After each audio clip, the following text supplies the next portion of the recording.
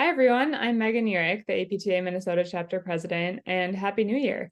2024 is a big year for APTA Minnesota for many reasons, one of which is that we just started working with an association management company, Liberty Square Group, and Jim Leahy, our new executive director, is going to be here in person this Friday. So if you want to meet him, you should come to Lake Monster Brewing this Friday, the 5th from 6 to 9 p.m.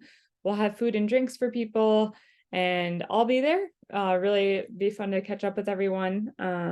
Cool to meet Jim in person and also just catch up with some other APTA Minnesota people.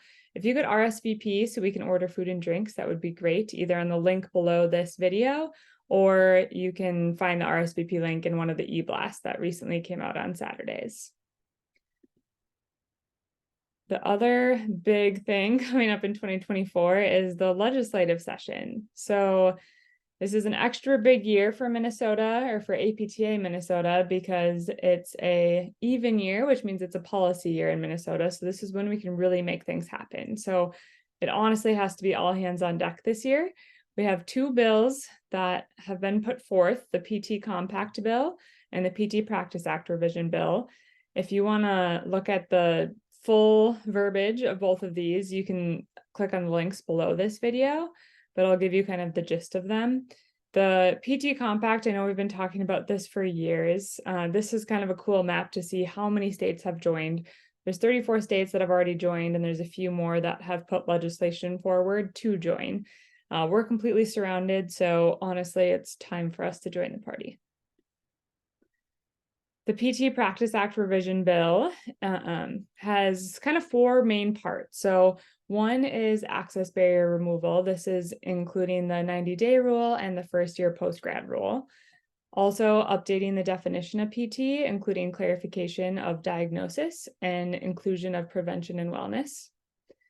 Updating the PTA language to reflect the collaborative relationship between the PTA and the PT, and also to clarify the supervision and observation of the PTA. And then term and title protection is kind of the final pillar of that proposed bill. So again, this is a huge year. How can you help? There's really a lot of ways. One is at the end of January, we have two state government affairs town halls. They're going to be really the same thing. So I would pick one or the other, but we picked a Tuesday evening or a Wednesday morning. And that's where you can ask questions about the PT Compact or PT Practice Act Revision Bill and really try to gain a better understanding of what are in those bills. You could attend PT Day on the Hill, which is Thursday, March 14th, Pi Day this year.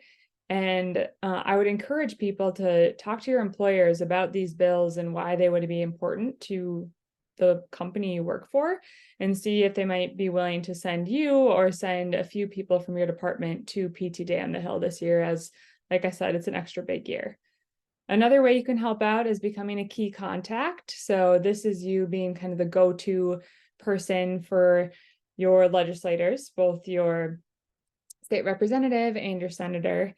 And we really try hard to have APTA Minnesota have one person from each district, because legislators care more about what their constituents think than anyone else. So that would be a huge help. The fourth thing you can do is just talk about these bills, honestly, like with coworkers, with friends, with colleagues, with PTs and PTAs, but also with other people, just in your circle, whether it's people that work in healthcare or not. The more we can educate everyone about physical therapy and what we're trying to do legislatively would be helpful. And then finally, donating to the PAC is always a huge help. We do need money to make all of these things happen. That's just how politics work. So this is very fitting that the committee feature this week is the MNPT PAC. So Krista Mitchell is the chair of this committee, and then Mary Claypool is the treasurer.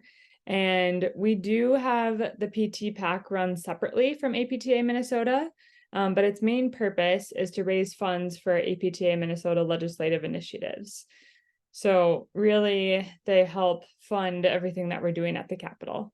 They are looking for new members, so please email. I'll include the link below for what the email is, but if you could email the Minnesota PT PAC email to reach out if you're interested in joining, Krista would definitely appreciate that. Well, again, Happy New Year, everyone. I hope everyone was able to spend some quality time with family over the holidays this year. And I look forward to seeing people in person on Friday.